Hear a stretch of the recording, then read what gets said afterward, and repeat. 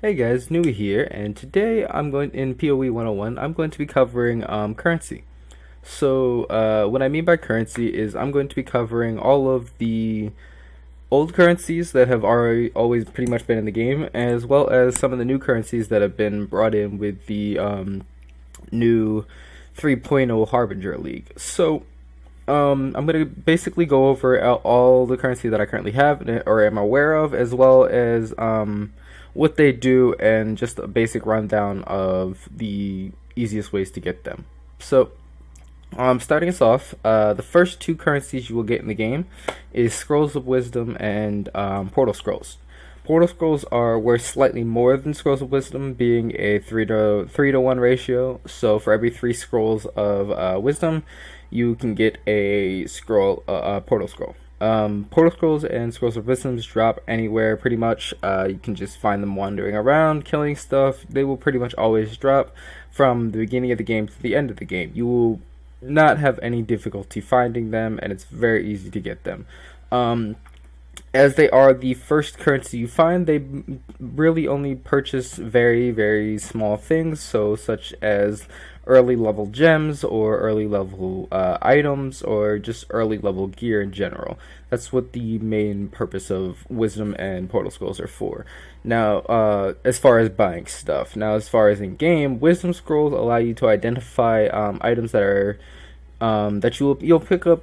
As you go through your leveling, you'll pick up items that are unidentified, and you will use Scrolls of Wisdom to identify them. Portal Scrolls are basically just your generic home port, so anywhere you're at, if you just borrowing the fact you're in town or inside of your base, you can use a Portal Scroll just to return to the last town that you've been to. So whichever act you're going through, the last town you've been to, that'll be where your Portal Scroll will take you. The next 3 currencies on the tier list will be Orbs of Transmutation, Orbs of Augmentation, and Orbs of Alteration, in that order. So, Orbs of Transmutation, and the next one, you can get them for 7. You can get Orbs of Transmutation at a 7-to-1 ratio for Portal Scrolls. So, for every 7 Portal Scrolls, you get 1 Orb of Transmutation. So what these are, they upgrade a normal item to a magic item. So any white item that you find out in the wild, you can then use an Orb of Transmutation on it to turn it into a magic item.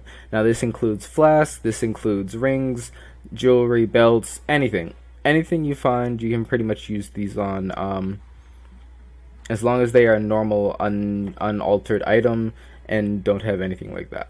The next thing is Orb of Augmentation. So what these does is enchants a magic item with a new random property. So if you use a Orb of Transmutation, it'll give it 1 rare property, and then it'll give it 1 rare property and turn the color to blue, which is magic. Now what these does is it adds another property on top of that and while keeping the same rarity. So the stay blue as far as everything, but it'll have an extra property. So if it's use an Orb of Augmentation and it gets a plus dexterity roll, and then you use an Orb of Augmentation, then you can get something like increased life or increased mana, things like that. Following that, you can get a Orb of Alteration, which reforges a magic item with new random properties. So what this does is it changes the properties that you have rolled. So if you previously rolled that mana and health roll, if you use an Orb of Alteration, it can change to something like a dexterity strength roll or something like that. Something along those lines. Now, the ratios for this are, between these 3 are Orb of Transmutation is 4 Orbs of Transmutation to every 1 Orb of Augmentation. And then it's 4 Orbs of Augmentation to every 1 Orb of Alteration. So, you need quite a bit of currency of these low ones to get Orbs of Alteration, which is the highest of that tier. Now, these are pretty simple to get, just selling basic rare and magic items will give you these, so it's pretty easy to grab these, and it's not too much difficulty to get, but you don't really want to spend them too much early on because they have a decent importance in the game. The next thing I want to cover is Jeweler's Orbs, Orbs of Fusing, as well as Chromatic Orbs. So Jeweler's Orbs allow you to add or subtract, or in the bad case, subtract gem sockets from your gear. So as you see, I currently have a 5-socketed coat, which I got from using or jeweler's orbs. I also have 4 sockets, 4 sockets, 4 sockets, 3 sockets, 3 sockets. Now, the way these work is it's completely random on how many sockets you will get. So it's a very RNG based thing, whether or not you'll get the max amount of sockets or you'll get the lowest amount of sockets, which is 1. So having a large amount of these is pretty nice. Now the ratio to getting these is for every 2 orbs of alteration you can get 1 jeweler's orb. So it's not terrible to get, but then again you have to think that for every 1 orb of alteration you need like 32 orbs of transmutation and then 4 orbs of augmentation in order to get them. So just be aware of that. It gets pretty steep and you don't really want to waste it on anything like low level items or anything like that.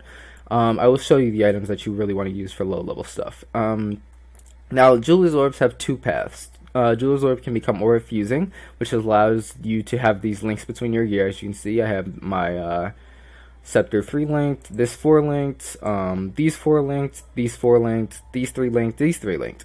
So that's how you do that with orb fusing.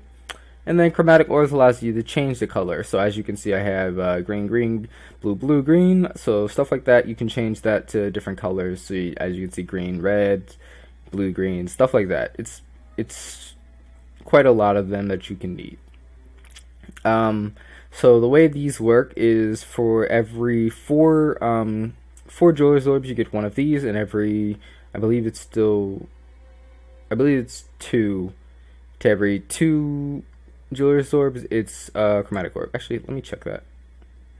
Might as well just check that.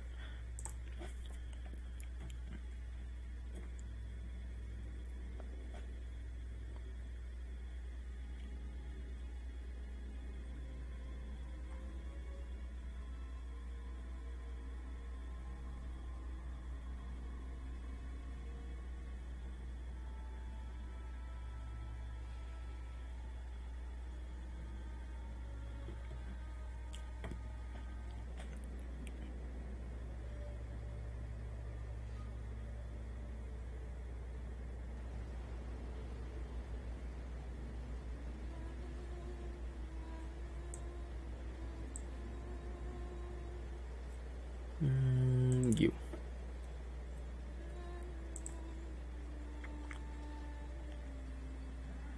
Three jeweler's orbs. So cut it right in the middle. 3 jeweler's orbs for every chromatic.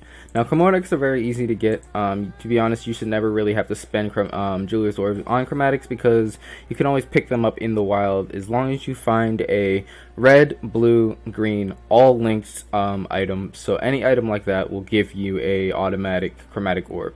So as you can see right here, I have blue, red, green. This item right here, if I sold it, would give me a chromatic orb. So that's what you need. Don't worry about.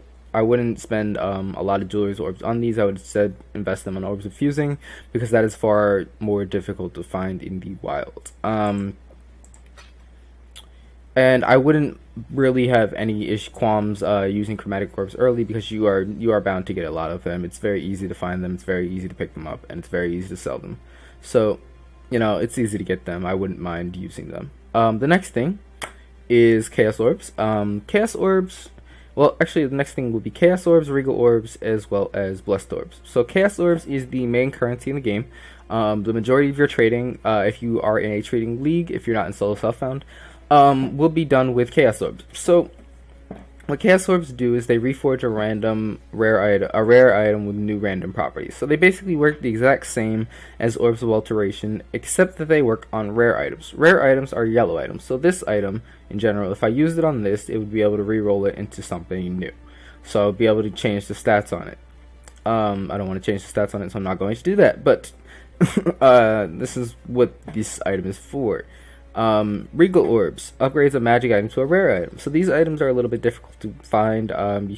It used to be a little bit more difficult to get Regal Orbs, but with the new Harbinger League, which I'm about to discuss in a minute, it's made a little bit easier. But what these do is upgrades a magic item to a rare item. So they work pretty much the exact same as an orb of transmutation in that they change in that orb transmutation turns normal items to magic items. Regal orbs turn magic items to rare items, so it'll turn from blue to yellow, and that's how those work. The next thing is blessed orbs, which randomizes the numeric values of the implicit properties of an item. Now, what an implicit property is the property above the suffix. So what I mean is like the 30% increased elemental damage. So that can be rerolled using items like this. So that's what those are for. The next currencies I'm going to talk about is Orb of Chance as well as Orb of Alchemy. So what Orb of Chance do is it upgrades a normal item to a random rarity. So any white item can be changed to any random rarity. Now, the reason this is so rare is because Orb of Chance have a very small chance of turning your turning a normal item into a unique item. So this is why those are so rare. And the next thing after that is an Orb of Alchemy. So what an Orb of Alchemy does is it upgrades a normal item to a rare item.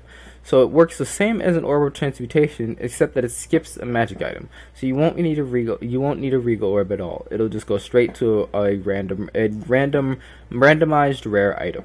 So it's very useful to have these, and these also are not that difficult to pick up. However, you can also get them at shops such as this. They are right here. They can be exchanged for Orbs of Regret. And Orbs of Chance can be purchased for Orbs of Fusing. So as you can see, Orbs of Fusing are very difficult to get for Jeweler's Orbs, so it's very difficult to get Orbs of Chance from that. However, getting them from drops is is not too difficult. Next thing is Orb of Regret. Orb of Regret allows you to refund a skill point. So much as the books you'll get while you're leveling allow you to refund skill points on your passive tree, Orb of Regrets give you 1 point to be able to do the same thing. So that's the next thing, and then after that is Orb of Scouring, which removes all properties from an item. So if you use an Orb of Alchemy or an Orb of Augmentation on an item and you don't get rolls that you want, you can use an Orb of Scouring to get rid of those properties. Now, the Orb of Scouring is a little bit pricey. It costs 4 Orbs of Chance in order to get one, so you don't really want to have to do this a lot, and to be honest, if you can avoid it, definitely focus on avoiding that. So that's what an Orb of Scouring and Orb of Alchemy do. Following after that, there is all of these shards, but following after that, the next currencies I want to talk about are Orbs of Horizons, which Orbs of Horizons, Engineer's Orbs, Orbs of Binding, Annulment Shards, and what's the last one? Horizon Shards and Ancient Shards. So, with the upcoming, with the bringing in of the new 3.0 patch, we got Harbingers, which are the new patch kind of feature. So what these did was they brought in a whole bunch of different currencies and items that you get for killing different things, or for killing different Harbingers, and they all drop these shards, which turn into these items. So what these items do is, a couple of them are very unique. They don't actually tradable. They aren't actually so much currencies because you can't buy items in game with them, but you can trade them, and they offer kind of unique features, such as Orb of Annulment, which removes a random property from an item. But this works pretty much the same as an Orb of Scouring, except that it removes one property, not all of them. So this is a little bit different because it allows you to reroll specific things. However, it requires a risk because it can remove the rolls that you actually want. Orb of Binding upgrades a normal item to a rare item with up to 4 link sockets. Now, these are the items that you get a ton of. I've had no issue collecting them, and I would definitely recommend, instead of using a Alchemy Orb or Jeweler's Orbs or Orb of Fusing, I would definitely recommend using an Orb of Binding on a nice mid-tier gear item to be able to help you grind, and then you already have a large 4 link, so it'll help you through pretty much all the majority of the game content without any issues. The next thing is the Engineer's Orb, which improves the quality of a strongbox. I recommend only using these on any unique chest you get. So if you find an orange chest out in the wild and it has just like a unique chest, I would definitely recommend using it on that, but don't use it on things like blue chests or rare chests or things like that, because it's simply not worth it. The next thing after that is a Orbital Horizon, which reforges a map item into another at the same tier. So these are useful if you really want to avoid certain maps. Like for me, I kind of avoid the Val Pyramid map. I really don't like running that map. It's kind of a pain. So for me, if I get Val Pyramid maps, I simply use Orbital Horizons to change that to a map that's quite a bit more enjoyable for me to run. So the last three things I want to cover are Ancient Shards, which allow you to re-roll any unique item into a new unique item of the same type. So if you have a unique coat and a unique body armor and you want to re-roll it, you can use an Ancient Shard on it and it'll re-roll it into a different body armor type. So this is nice. It's just kind of a random chance, so it's kind of cool. It's just a nice unique thing. It sells pretty well on the auction. It's going for like 10 chaos or something like that in my league currently, so it's just there. It doesn't really have any other properties besides that, so it's just kind of a fun way to change up some gear, hopefully get a piece of gear without having to buy it. And then the last thing I wanted to cover was the last two very high tier items, which are exalted orbs and mirrors. Exalted orbs right here are pretty much the highest currency in the game. They enchant a rare item with a new random property, so they work very much like orbs of augmentation, except for with rare items. So those are very useful. Those are very useful as far as that, but they also are pretty much the main currency. And currently in my league, as you can see, people are selling them for like 8 chaos. That's probably a bit high. They're probably going for about 50 something chaos in hardcore, something along those lines. So not anything near that, kind of a little bit lower regards, but they're very rare to get. You won't see too many of them. You can get a chance at getting shards of them from harbingers, so that is an option. But other than that, it's very difficult to get them. And then the last thing is mirrors. Mirrors are extremely difficult to get. Very few players actually have them. They sell for several exalts, if anyone actually gets them. And it's very difficult to really get any of them. As you can see, here's a mirror shard right here. And someone is trying to sell it for 550 C. So 550 chaos for that. So that should give you an idea of how rare mirror shards really are. So if you pick one up and you're a new player, don't just kind of sell it easy. Make sure you get a price check on it. Make sure you get a realistic price check on it so that you don't get gypped or anything like that. So that pretty much covers everything. The last thing I wanted to cover was Harbinger's Orbs. I nearly forgot. What Harbinger's Orbs are, which is pretty much the best of the, or well, my favorite of the new currency items you get. What Harbinger items do is that it allows you to create gives you the chance of creating a Harbinger map. Now, the Harbinger maps drop at 5, 10, and 15, I believe. So you can I would definitely suggest using like at least one on a low level Harbinger map, so that you can get comfortable with how the Harbinger maps work, and then you can save them for like tier 15s or tier 10 higher ones. Harbinger maps are extremely profitable. You can get a lot of shards from them, and it also gives you the chance of picking up the pieces to the new unique items in the game, which are the unique Harbinger unique items, such as this current shield that I have, which is the Unshattered Will. So this is a Harbinger item, and what Harbinger items do is they allow you to summon different Harbingers, which offer different skills. So that's why they are so nice to have, and it's definitely cool to use them. I currently have two Harbinger maps just still in my base, so that's what they look like. They're very nice to run, but I'll talk about maps in a different episode, because that's more endgame stuff. But that is the last currency I really wanted to discuss. So I hope this video was helpful to you guys. The next episode I plan on doing will probably cover just probably things like hideouts and things like that and how those work. That'll probably be my next episode next week. So I hope this video was helpful to you guys. I will catch you all later in the next episode and in my future content. Be sure to check all those out. I also want to give a shout out to all of my friend streamers who have been always streaming. DC Lara 1, Plush Macaroons, Oh My God Mandy, Some Like It Smart, all of my friends who are streamers, who give me shout outs on their channel, and I just want to give them back the shout out and give them back a hand. So I'll leave several of their links below in the description so you guys can go check out their Twitch channels. Quite a few of them play POE as well, but a couple of them also play things like Siege and things like that. So definitely go check out their channels, tell them I said hey, tell them that Nuie sent you, and give them my love. So I'll catch you all later. Nuie out.